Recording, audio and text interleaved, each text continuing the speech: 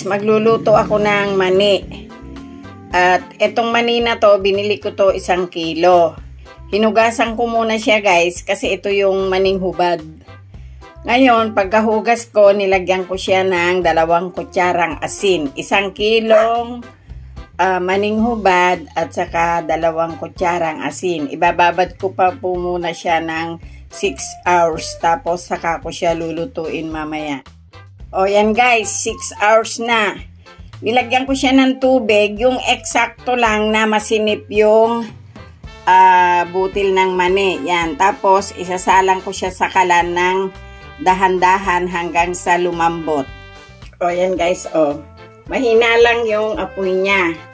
Tapos 1 oras ko po siyang pakukuluan muna. O guys, eto na yung mani natin. Nalaga ko na siya ng, hindi ko na pinaabot ng 1 hour, 45 minutes na lang po siya. Tapos, etong mantika ang gagamitin natin. 1 ganito guys, at 1 bawang. Yan. Pero bago po yun, patitiktikin na po muna natin. Tutuyuin muna natin yung pinakatubig na na-absorb niya doon sa paglalaga. O, ito guys. Dito muna natin ilalagay. Sasalain natin siya hanggang mamaya. Hindi kasi sa isang strainer, kukuha pa ako na isa.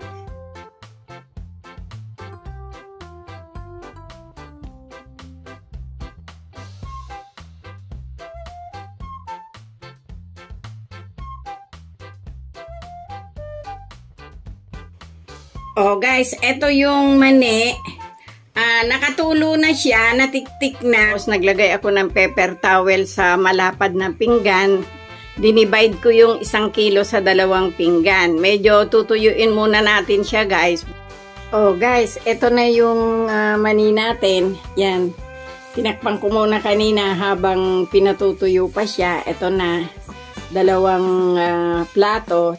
Kalahating kilo yan guys. Tapos, yung 1 bawang, eto, ginayat-gayat ko na. Tapos, ito yung mantika natin. 1 bote. Yan.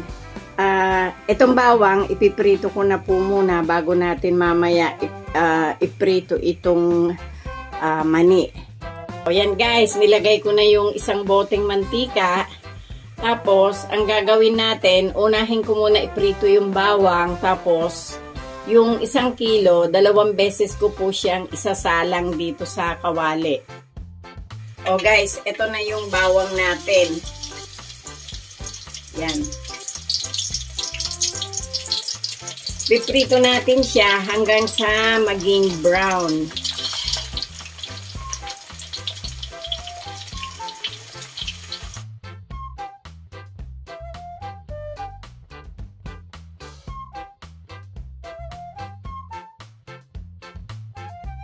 So guys, ito na yung kalahati.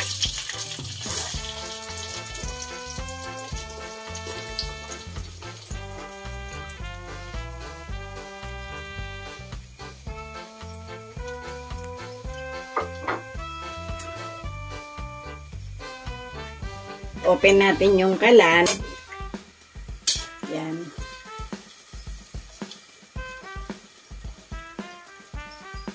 Tapos guys, eto, huwag nyo pong lakasan yung apoy ninyo. Lagyan nyo lang po siya sa medium.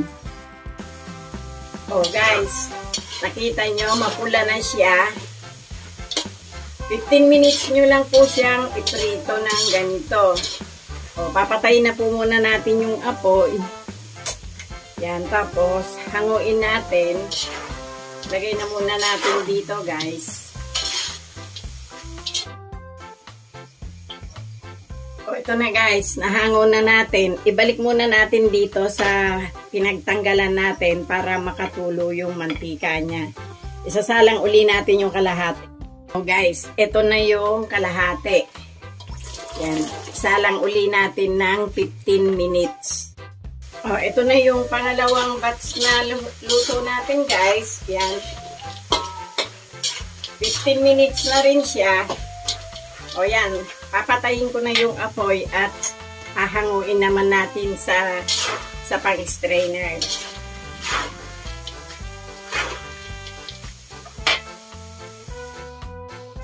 Oh, ito guys, nakuha na natin lahat yung butil ng mani sa kawali. Patitiktikin muna natin. Oh guys, ito yung isang pinatiktik natin. Tapos, ito yung isa. Tinanggal na natin yung mantika. Tapos, yung bawang kanina guys, na prinito natin, ito na siya. Tinadtad ko. Tapos, ihahalo natin. Ngayon, lalagyan po natin ng konting asin. Yan. Open natin yung kalan. Yan siya guys. At ating isasangag naman ngayon.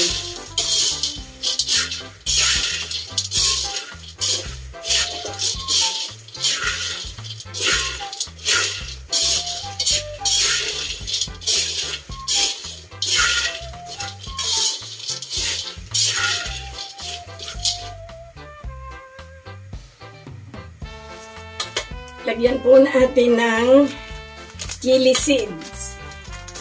Ayan. Ito na lang kasi yung natitira sa chili seeds ko. Para medyo maanghang ng konti.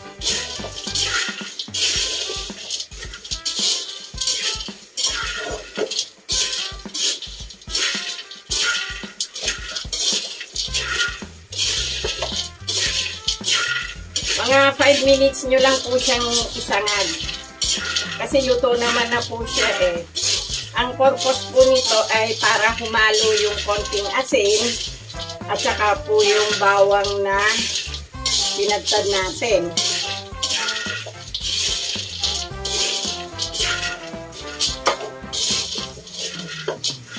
Oh, yan guys. Okay na siya.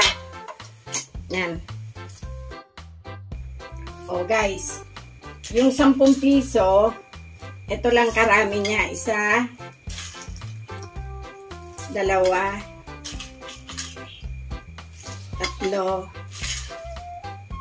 4. Yan, 10 piso ito guys. O yan, balikan ko kayo, iriripak ko muna. Pero may nabenta na po akong isa ngayon.